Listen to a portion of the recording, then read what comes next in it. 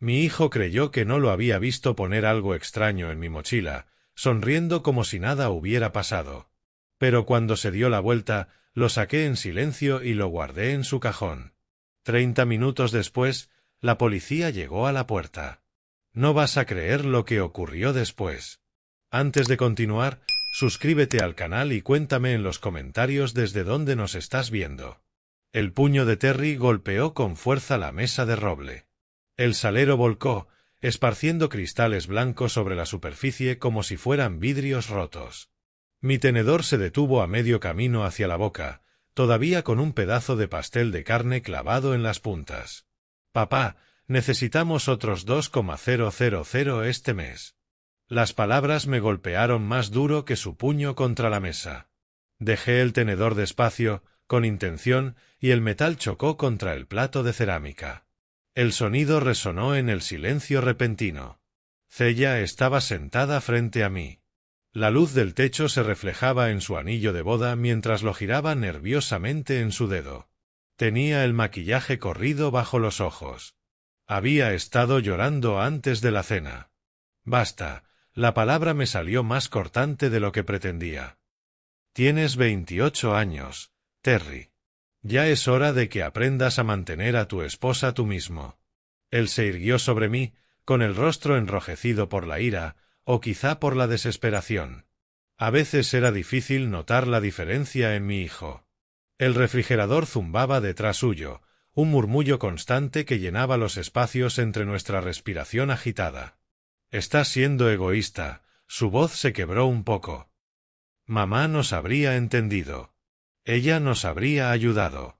El nombre de Marta me golpeó como un puñetazo en el estómago.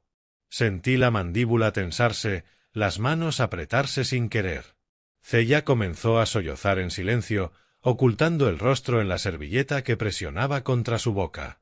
Los ejotes de mi plato se habían enfriado, cubiertos de una mantequilla ya solidificada. Empujé la silla hacia atrás. Las patas rasparon contra el linóleo con un chirrido áspero que hizo a Cella estremecerse. La lámpara sobre nosotros proyectaba sombras duras en nuestros rostros, transformando la cena familiar en algo parecido a un interrogatorio. Este mes ya te di $1,200, dije poniéndome de pie lentamente. Papá, protestó mi hijo. Antes de eso fue el salón para la boda. Luego el depósito del apartamento que nunca usaron. Después las cuentas médicas de Cella. Papá, por favor. No, me alejé de la mesa, de los dos. No voy a seguir alimentando esto. El olor del pastel de carne enfriándose se mezclaba con la tensión espesa, tan densa que parecía poder cortarse.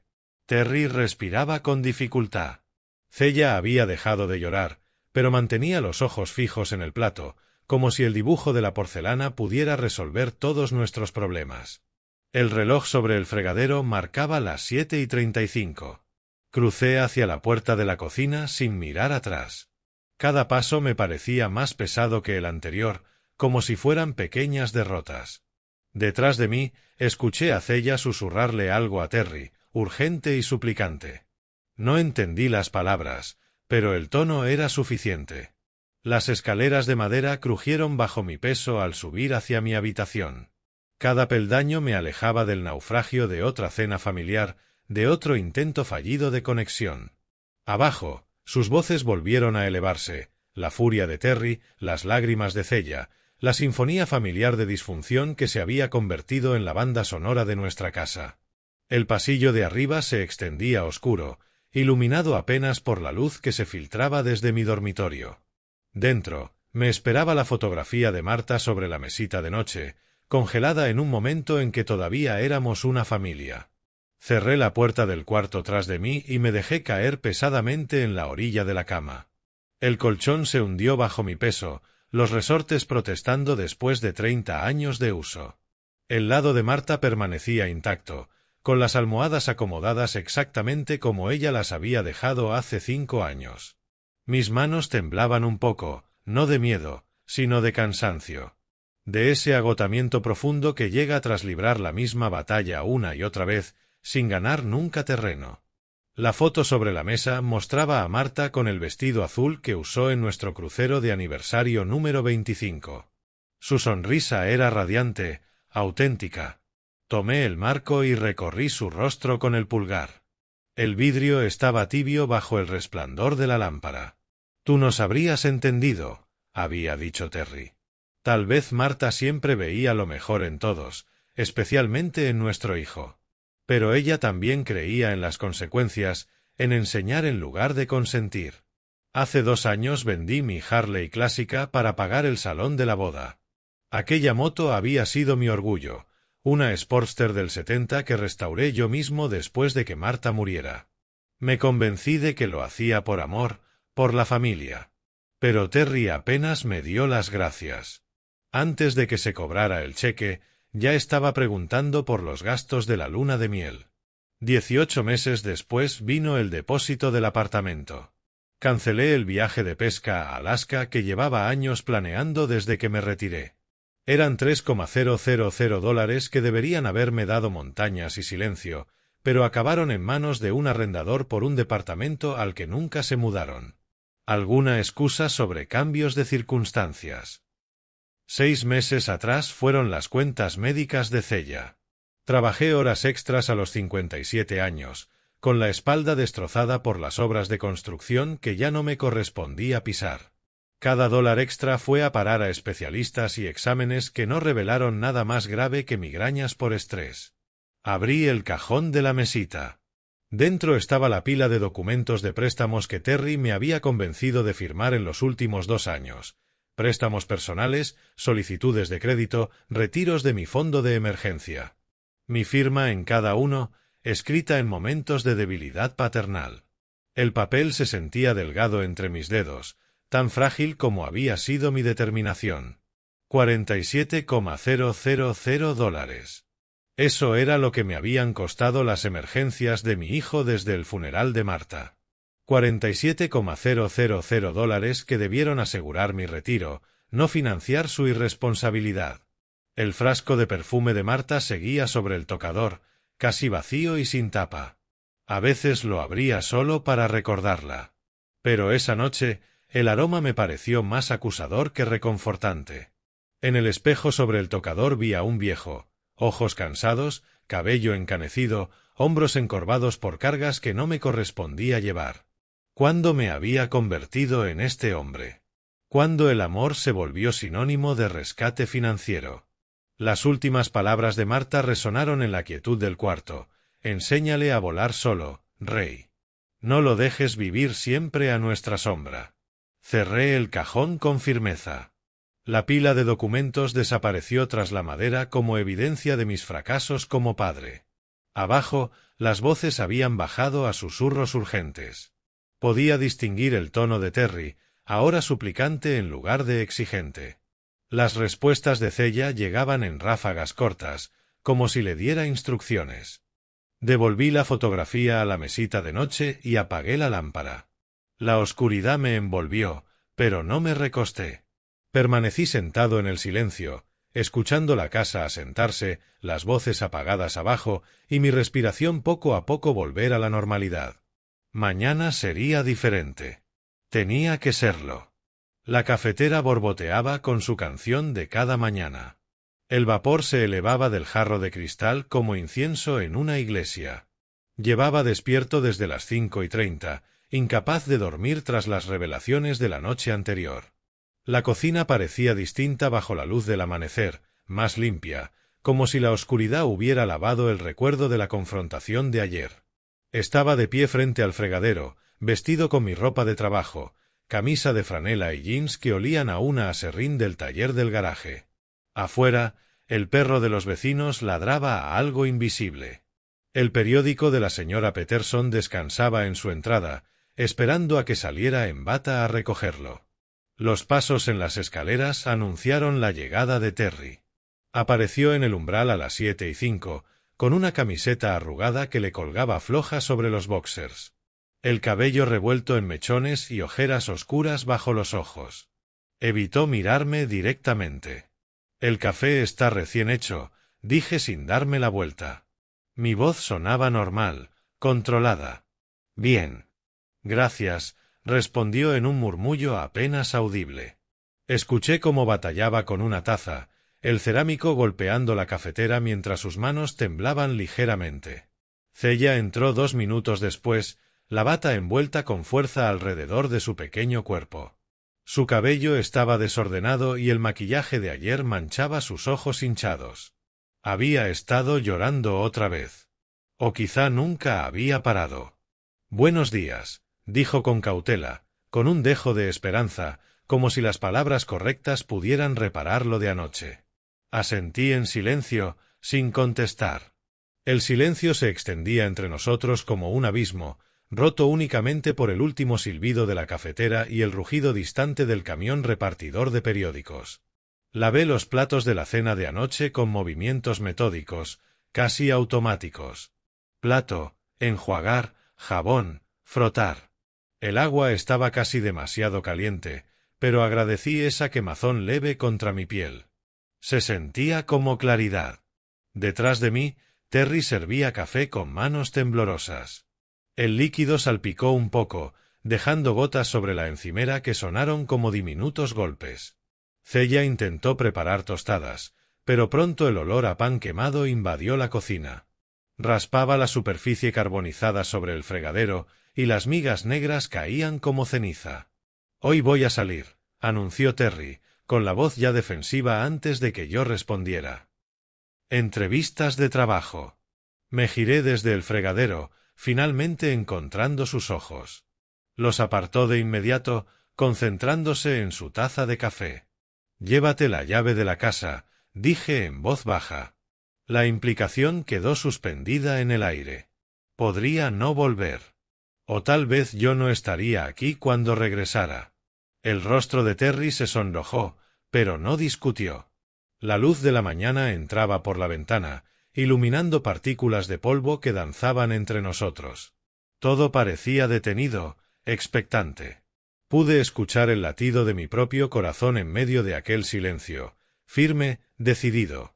Terry tomó una manzana del frutero en lugar de sentarse a desayunar. Sus tenis chirriaban sobre el linóleo mientras caminaba de un lado a otro. La energía nerviosa emanaba de él como calor de un horno encendido. Terry lo detuve a mitad de su vaivén.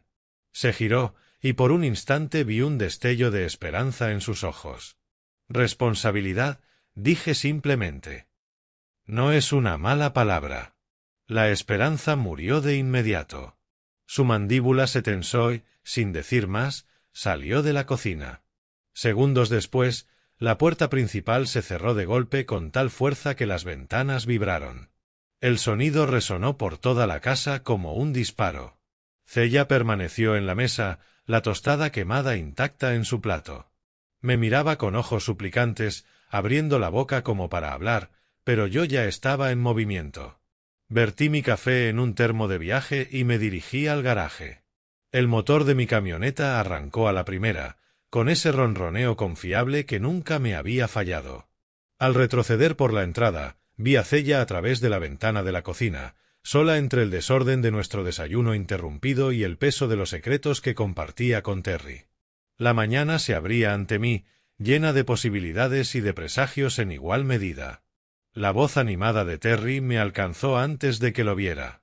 Apenas había cerrado la puerta detrás de mí cuando saltó del sofá, el rostro iluminado con una emoción casi frenética. «Papá, lamento lo de ayer. Techforge Solutions me contrató». Las palabras me golpearon como un puñetazo inesperado. Dejé mi lonchera con cuidado sobre el piso de madera. Mis manos, endurecidas por el trabajo, de pronto se sentían inestables. Terry se lanzó hacia mí con los brazos abiertos, envolviéndome en un abrazo demasiado largo, demasiado apretado. «¿De verdad?» Mi propia voz sonó esperanzada, para mi sorpresa. «Eso es maravilloso, hijo». Cella estalló en aplausos teatrales desde el sillón, palmas rápidas y sonoras como metrónomo. Su maquillaje estaba impecable, demasiado perfecto para alguien que había pasado la noche llorando. La sonrisa brillante pintada en su rostro no alcanzaba sus ojos. «Lo llamaron esta tarde», anunció como si presentara un concurso de televisión. Consultor senior en ti.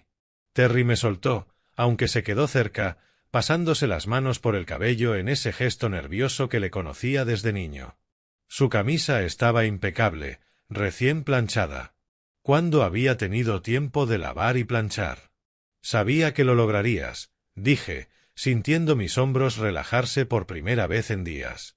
La luz de la tarde entraba por los ventanales de la sala, atrapando las motas de polvo que flotaban entre nosotros. Todo se veía más suave, más perdonable. ¿Cuándo empiezas? El lunes. Me quieren de inmediato, respondió Terry sin titubear, con una voz un poco más aguda de lo normal, como si hubiera ensayado la frase. El peso familiar del orgullo paternal, mezclado con alivio, empezó a asentarse en mi pecho. Quizá mis palabras duras de ayer lo habían empujado hacia la verdadera responsabilidad. Tal vez Marta tenía razón. A veces, el amor firme era el único camino. Pero algo me incomodaba.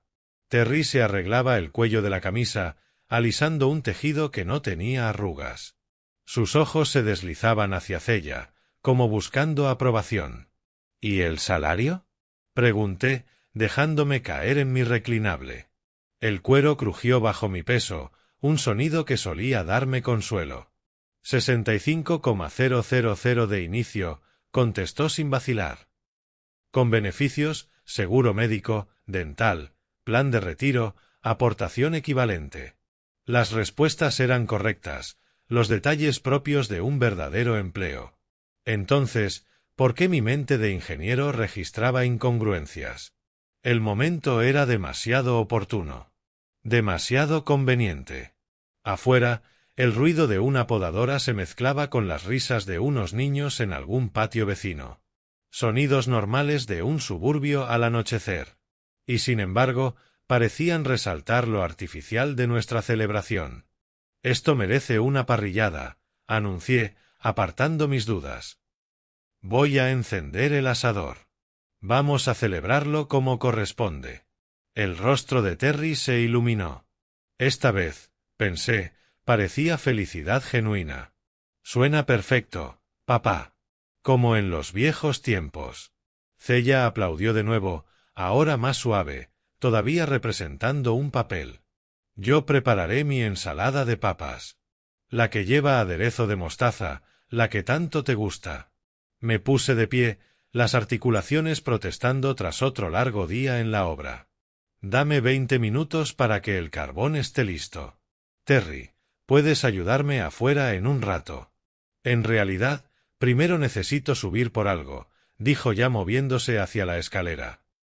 Solo unos papeles de la entrevista. Quiero mostrarte la carta de oferta. Asentí, dirigiéndome hacia la puerta trasera que daba al patio. La parrilla me esperaba bajo su funda negra, como una amiga leal. Esa noche se sentía como un nuevo comienzo.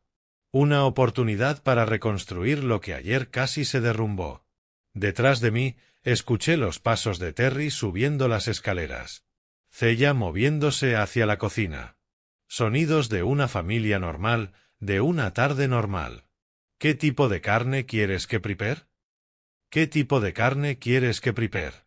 Grité, ya sabiendo que Terry elegiría hamburguesas y Cella preferiría pollo. El carbón apenas comenzaba a prender. Pequeñas llamas lamían los trozos negros con una confianza creciente. Me limpié las manos en el trapo de cocina que colgaba del asa de la parrilla, saboreando el ritual familiar. El aire templado de la tarde llevaba consigo el olor del combustible y la promesa de una cena tranquila en familia.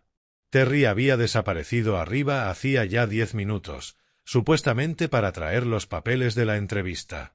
A través de la ventana de la cocina veía a Cella moverse de un lado a otro, preparando guarniciones. Todo parecía normal, ¿verdad? Me giré hacia la casa para comprobar si Terry quería ayudarme a montar la parrilla. La ventana de la cocina enmarcaba el salón como un cuadro, la luz cálida del techo derramándose sobre los muebles familiares. Y entonces lo vi. Terry estaba junto a la puerta principal, encorvado sobre mi mochila azul marino de trabajo. Sus movimientos eran rápidos, furtivos, Nada que ver con el joven seguro de sí mismo que hacía un rato me hablaba de su nuevo empleo. Miró a su alrededor antes de abrir el compartimento principal. Mi agarre se tensó sobre el tenedor de asar. ¿Qué hacía con mi mochila? Di un paso involuntario más cerca de la ventana, permaneciendo en las sombras que proyectaba el alero del patio. Terry sacó del bolsillo algo pequeño, envuelto en lo que parecía papel oscuro. Con precisión ensayada, colocó el objeto en el fondo de mi mochila, entre mis guantes de trabajo y la cinta métrica. La parte racional de mi mente buscaba explicaciones inocentes. ¿Un regalo de agradecimiento? ¿Una sorpresa? Pero su comportamiento, las miradas rápidas, la forma cuidadosa de esconderlo, sugerían algo muy distinto. Cerró la mochila y se apartó con rapidez, frotándose las manos en los jeans como si borrara evidencia. Todo duró menos de 30 segundos, pero lo viví como un crimen a cámara lenta. El humo de la parrilla se arremolinaba a mi alrededor, con un olor acre que de pronto me resultó sofocante. El estómago se me hundió cuando Terry desapareció de mi vista, probablemente rumbo a la cocina o de nuevo al piso de arriba. Los sonidos del vecindario, un perro ladrando a 3 casas, el tráfico lejano, parecían ahora amortiguados, como si el mundo hubiera girado un grado fuera de eje. Me obligué a volver a la parrilla, con la mente en ebullición. El carbón brillaba rojo vivo, listo para cocinar, pero mi apetito había desaparecido por completo. Fuera lo que Terry había escondido en mi mochila, era importante. Peligroso, incluso. Pero enfrentarlo ahora revelaría que lo había estado vigilando, espiando a mi propio hijo. La puerta trasera se abrió con su chirrido familiar. «Papá, ¿cómo van esas brasas?» La voz de Terry tenía la misma falsa alegría que antes. Tragué saliva, con la boca llena de ceniza y sospecha. «Casi listas», respondí, sin girarme. «Solo unos minutos más». Escuché sus pasos acercarse sobre la tarima de madera. Por el rabillo del ojo lo vi apoyarse en la barandilla, imagen de serenidad. Pero yo no podía dejar de recordar sus movimientos secretos junto a mi mochila. «¿Sabes qué, hijo?», dije al fin, mirándolo. «Creo que dejé mis guantes en el garaje. ¿Me los alcanzas mientras yo me encargo del fuego?» La sonrisa de Terry titubeó apenas un instante. «Claro, papá. Ningún problema».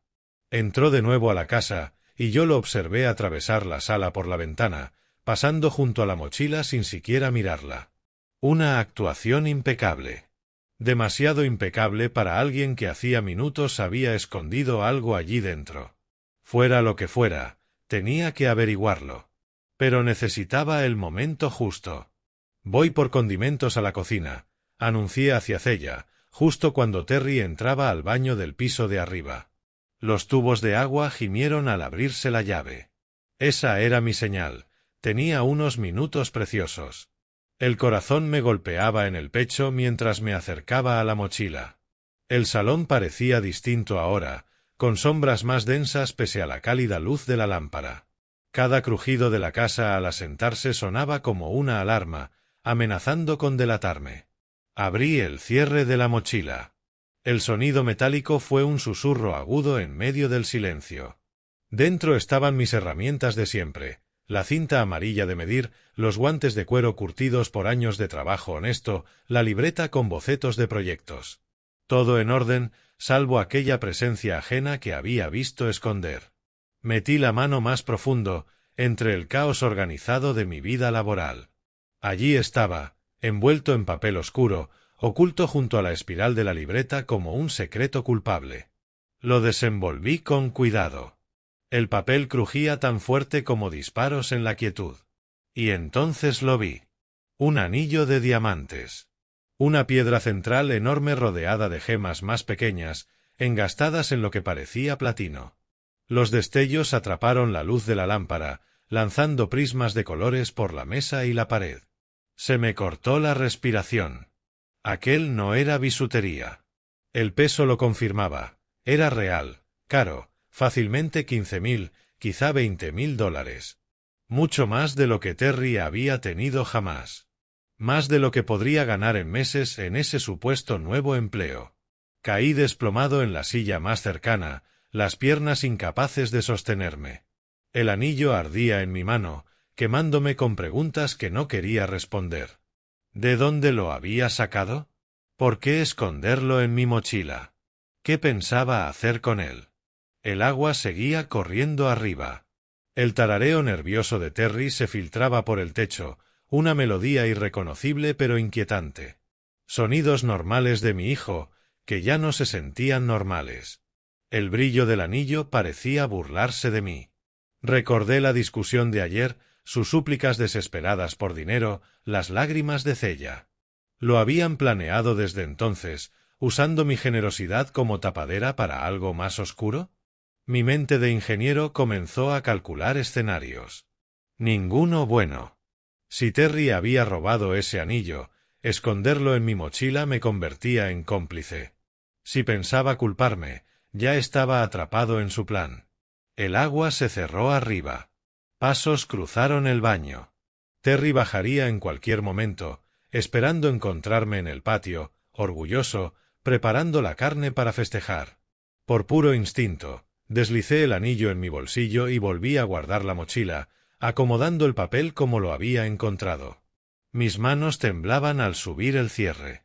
Los pasos de Terry sonaron en lo alto de la escalera justo cuando me puse de pie, las piernas aún flojas. El anillo era un peso de plomo en mi bolsillo. Evidencia de una traición. Una verdad para la que no estaba preparado. «Papá, ¿todo bien ahí dentro?», preguntó Terry, con esa preocupación fingida. «Ya voy para afuera», contesté, moviéndome hacia la cocina en piloto automático. Mi cuerpo actuaba mientras mi mente se tambaleaba con las implicaciones.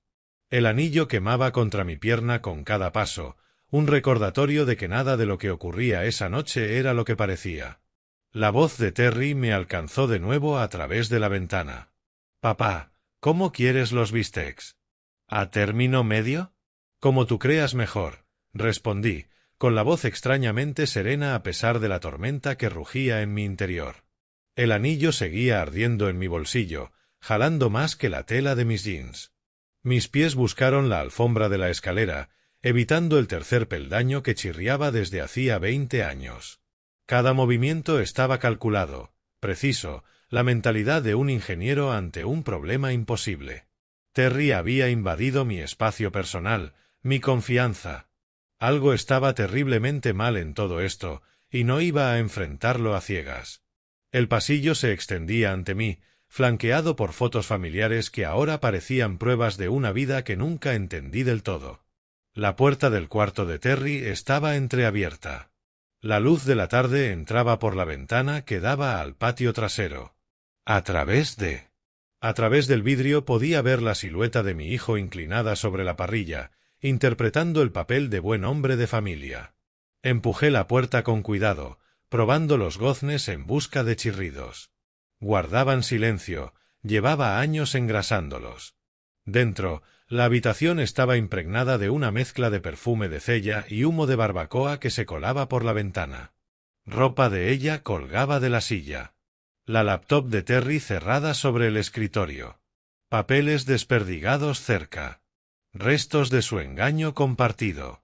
La cómoda se erguía contra la pared del fondo, 3 cajones apilados como secretos esperando ser descubiertos. Elegí el del medio, el de los calcetines, el escondite más inocente. Mis manos curtidas se movieron entre sus pertenencias íntimas, apartando algodón y ropa interior hasta crear un pequeño hueco. Si Terry podía poner cosas en mi mochila sin permiso, yo podía devolverle el favor. El papel oscuro crujió suavemente mientras escondía el anillo en lo más profundo de aquel cajón, exactamente donde cualquiera lo encontraría si buscaba pruebas. «Papá, estas brasas están perfectas». La voz de Terry sonaba llena de entusiasmo genuino, o al menos de una imitación magistral. Cerré el cajón con cuidado, asegurándome de que todo quedara como lo había encontrado. La habitación no guardaba huella de mi presencia, salvo el calor tenue de mis manos y el hecho de que el juego acababa de cambiar de reglas. Por la ventana, Terry acomodaba algo en la mesa del patio con movimientos casuales y confiados. No tenía idea de que, a 10 metros sobre él, Su plan comenzaba a desmoronarse hilo por hilo. El corazón me retumbaba en los oídos mientras volvía al pasillo. Fuera lo que Terry tramaba con ese anillo, cualquiera que fuera el papel que había escrito para mí en su historia, yo acababa de reescribir el guión. Si él quería jugar con pruebas, descubriría que su padre no había aprendido ingeniería sin comprender cómo se desmontaban las cosas. Los escalones recibieron mi peso en orden inverso, esquivando los crujidos familiares. En la cocina, tomé la botella de salsa para bistec de la despensa, mi excusa por haber entrado. A través de la ventana, Terry me saludaba con una sonrisa amplia, rebosando calidez familiar. Salí de nuevo al patio justo cuando varias puertas de automóvil se cerraron de golpe en el frente de la casa. El sonido cortó el aire vespertino como disparos. Me giré hacia la calle, la espátula aún levantada, intentando comprender por qué varios vehículos habían llegado sin aviso durante nuestra cena familiar. El rostro de Terry se transformó al instante. La sonrisa despreocupada desapareció, reemplazada por algo que parecía anticipación excitada. Se movió hacia la casa con propósito, ya no era el hijo relajado ayudando en la parrilla. —¿Quién es? —pregunté, con la confusión evidente en mi voz. —¿Esperabas a alguien? —Ni idea —contestó Terry, aunque su tono sonaba más teatral que sorprendido. Tal vez los vecinos preocupados por el humo. Las voces se acercaban desde el jardín delantero. Firmes, profesionales. El estómago se me hundió al comprender. No eran vecinos. 3 agentes uniformados aparecieron por la entrada lateral, liderados por una mujer de rostro severo, unos 40 años, con la mano cerca de la radio y los ojos evaluando la escena con profesionalismo. —Policía. Nadie se mueva. Di un paso atrás sin querer. La espátula cayó de mi mano y rebotó en las losas del patio. Cella salió de la cocina con un tazón de ensalada. Se congeló al ver a los oficiales. El recipiente resbaló de sus manos y la lechuga se desparramó sobre los ladrillos rojos como confeti en medio de un desastre. Terry señaló hacia mí de inmediato, el dedo firme, sin titubeos. —Oficial, es él. Vi el anillo en su mochila. Las palabras me golpearon como un mazazo. —¿Qué tontería dices? —balbuceé, la incredulidad quebrando mi voz. —¿Qué anillo? Pero Terry ya avanzaba hacia la oficial al mando, colaborando con un entusiasmo ensayado. Demasiado ensayado.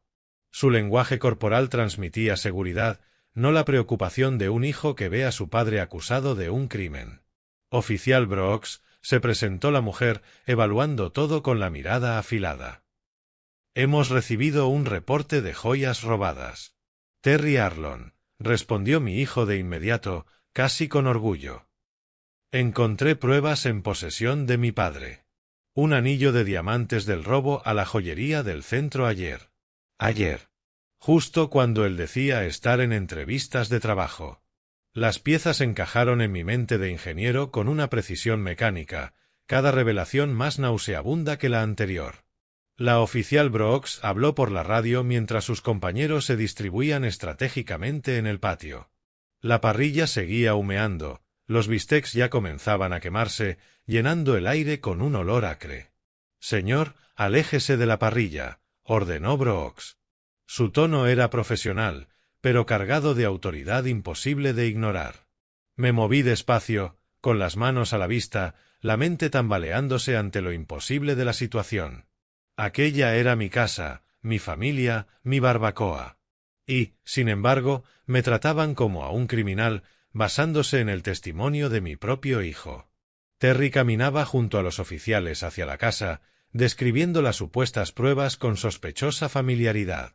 Sabía exactamente dónde estaba mi mochila, qué compartimento usaba. Su conocimiento era demasiado preciso, demasiado detallado para alguien que solo hubiera encontrado evidencia. Cella iba detrás, lágrimas corriendo por su rostro cuidadosamente maquillado. Pero su cercanía a Terry, la manera ensayada en que mostraba angustia, todo parecía coreografiado. Al acercarnos a la puerta trasera, vi el reflejo de Terry en la ventana de la cocina. Por un instante, cuando creyó que nadie lo observaba, su expresión cambió. La máscara de hijo preocupado se deslizó, dejando ver algo frío, calculador. Mi propio hijo había llamado a la policía contra mí. Y, de algún modo, estaba cayendo en una trampa que parecía haberse estado tejiendo durante 30 años.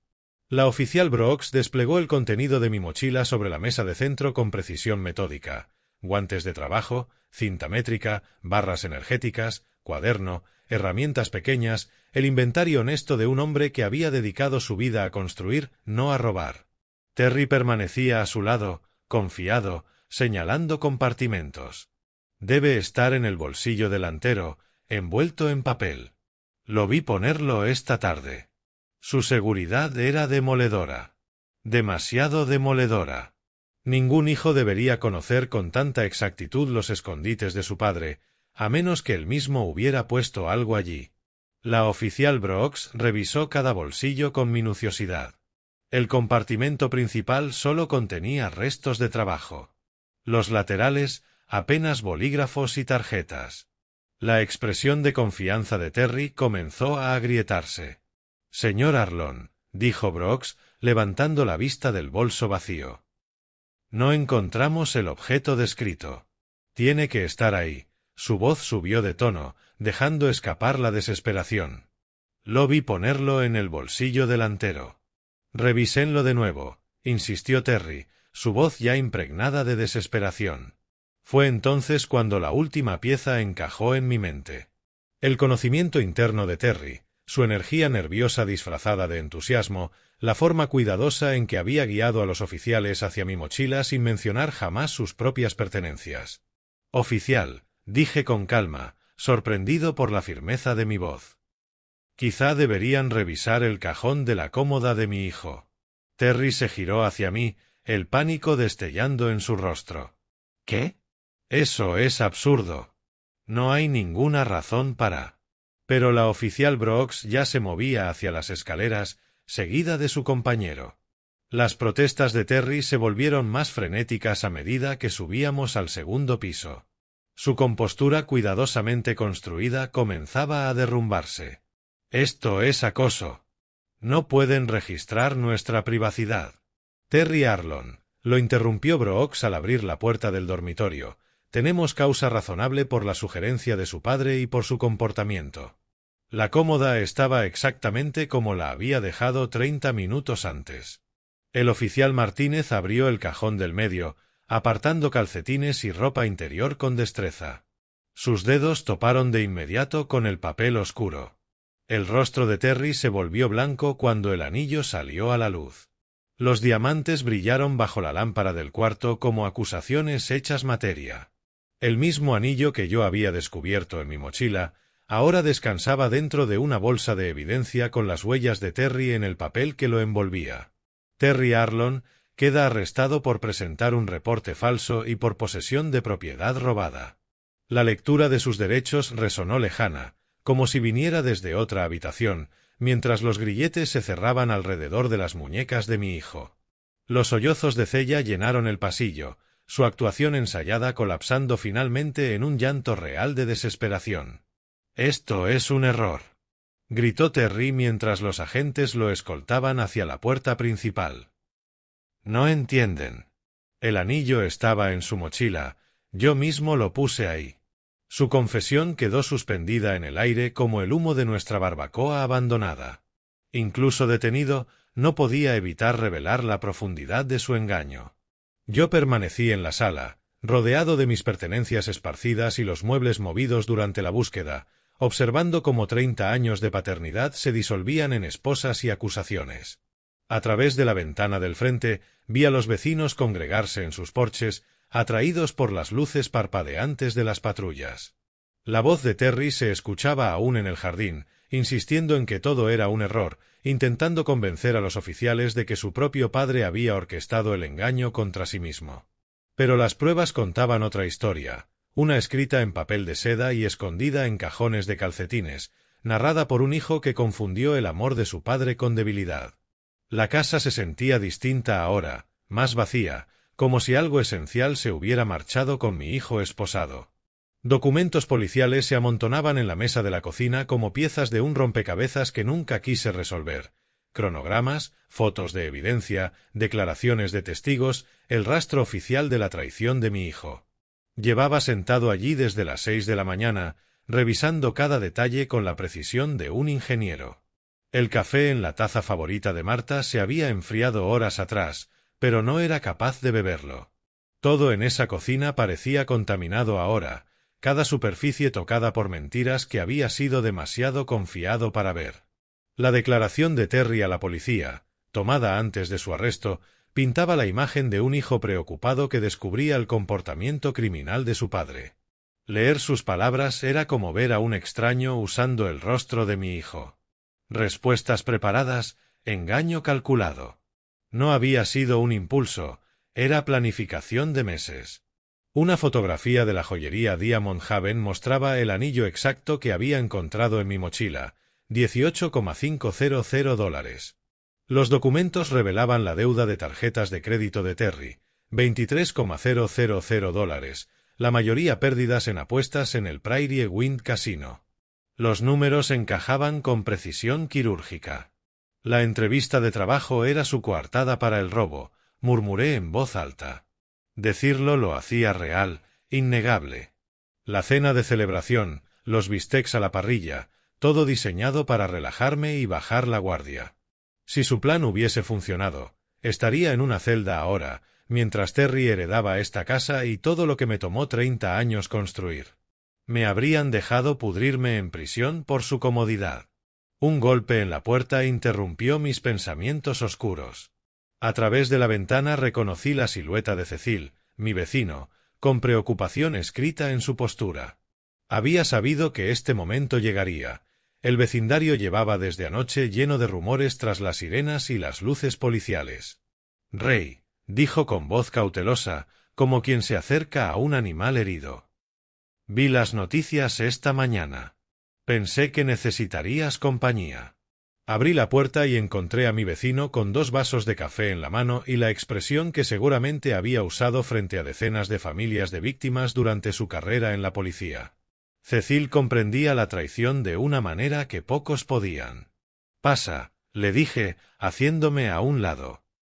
«Estoy intentando juntar las piezas de cuánto tiempo llevaba esto ocurriendo».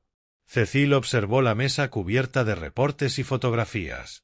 Su ojo entrenado evaluaba la evidencia con precisión profesional, pero el corazón de amigo se notaba en el peso de sus hombros caídos. «Esto parece un montaje sofisticado», dijo, acomodándose frente a mí. «Tu hijo sabía exactamente cómo manipular la evidencia. Si no hubieras movido ese anillo». «Ni siquiera entiendo por qué lo hice», admití. «Instinto, supongo».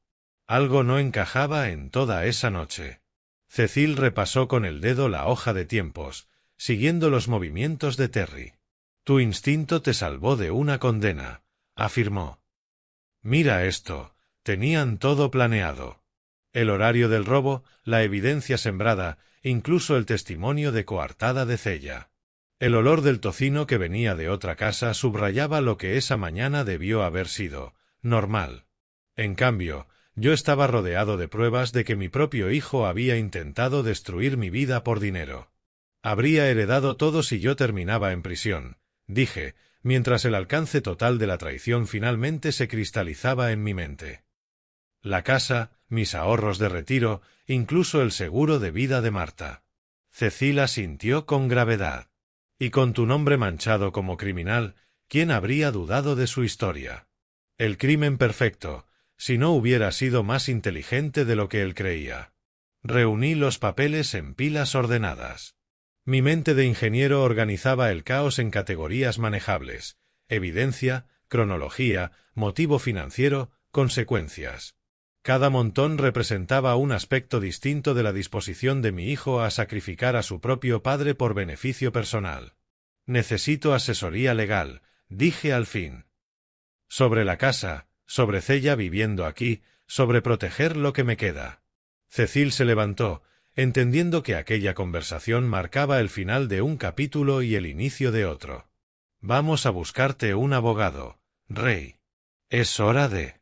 Es hora de empezar a pensar en tu futuro en lugar de seguir atado a su traición, dijo Cecil. Miré alrededor de la cocina, aquel lugar donde las comidas familiares alguna vez habían traído alegría, y ahora solo veía recuerdos contaminados.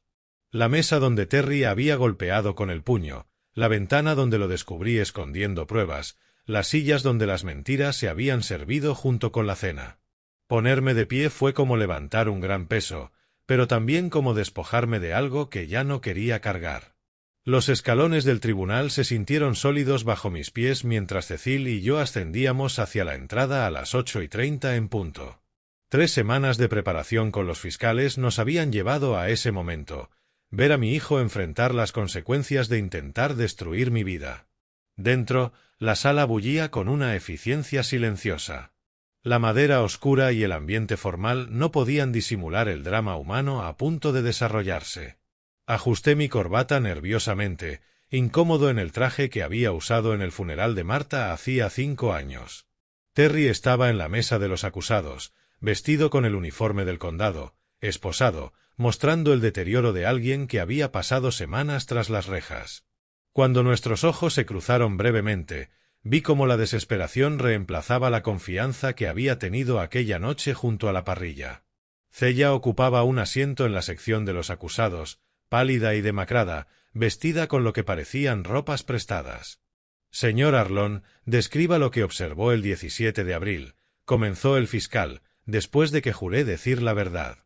Vi a mi hijo colocar un anillo robado en mi mochila para incriminarme en un robo, respondí, con voz clara y factual, como un ingeniero reportando observaciones. El abogado defensor intentó retratarlo como un malentendido más que como malicia. ¿No es posible que se equivoque respecto a las intenciones de su hijo, señor Arlon? No, respondí con firmeza. La evidencia habla por sí sola. Las cámaras de seguridad de Diamond Haven se proyectaron en la pantalla de la sala, mostrando a Terry cometiendo el robo en alta definición. La marca de tiempo coincidía exactamente con la hora en la que él aseguraba estar en una entrevista de trabajo.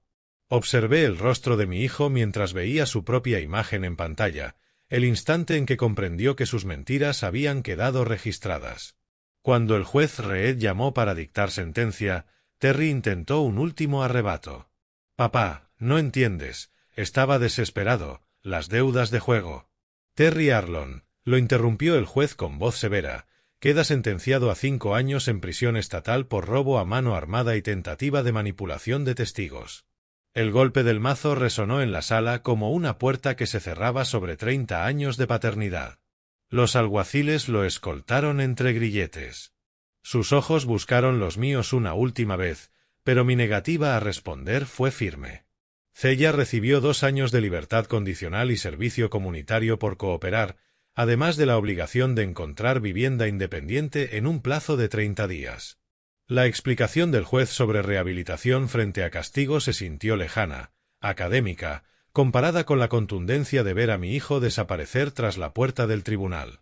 Al levantarse la sesión, reporteros abarrotaron el pasillo con preguntas sobre traición familiar y justicia. Pasé de largo hacia el estacionamiento, con la mente ya enfocada en asuntos prácticos, vender la casa y empezar de nuevo.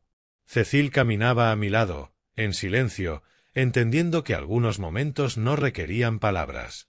El ascensor del tribunal nos llevó al nivel de la calle, donde la vida normal continuaba pese a la destrucción de la mía.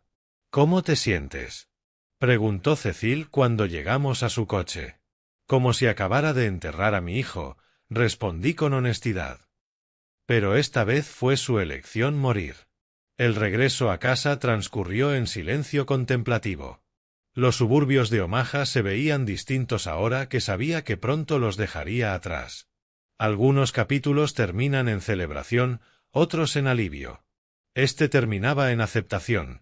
La familia puede traicionar la confianza más profunda. Pero sobrevivir significaba priorizar mi propio bienestar por encima de la obligación hacia quienes me habían abandonado. Cajas de mudanza alineaban el pasillo como centinelas vigilando mi ruta de escape. 30 años de acumulación reducidos a lo esencial, herramientas, ropa, fotografías de Marta y los documentos legales que probaban mi inocencia. Todo lo demás, muebles, electrodomésticos, recuerdos ligados a esa casa, quedaría atrás con los fantasmas. Cella salió del cuarto de invitados cargando una única maleta, el rostro contraído por la desesperación. La orden judicial exigía su salida el mismo día que la mía, pero mientras mi destino apuntaba hacia la libertad, el suyo era incierto. «Rey, por favor, piénsalo de nuevo», dijo, colocándose entre la puerta y yo. «No tengo a dónde ir. Terry me obligó. Yo tenía miedo de negarme». Me detuve, observando a la mujer que había ayudado a planear mi destrucción. Su anillo brillaba con la luz de la mañana, el mismo que había girado nerviosamente cuando mintió sobre las entrevistas de Terry. «Debiste pensar en las consecuencias antes de traicionarme», le respondí con calma. «Tuviste opciones, Cella. Elegiste mal. Pero, ¿a dónde iré? No tengo dinero, ni familia. Ya lo resolverás. Quienes sobreviven a la traición siempre lo hacen». La agente inmobiliaria llegó puntualmente a las 10 con los documentos finales. La señora Henderson había sido paciente durante todo el proceso de venta. Comprendía que el trauma necesitaba tiempo. Firmamos en la mesa de la cocina, aquella donde tantas discusiones familiares habían estallado, transfiriendo la propiedad de Ray Arlon a una joven pareja ilusionada con su primer hogar. «Aquí están las llaves de su apartamento en Denver», dijo la agente, entregándome un pequeño sobre. «Un dormitorio, vista a la montaña, exactamente lo que pidió».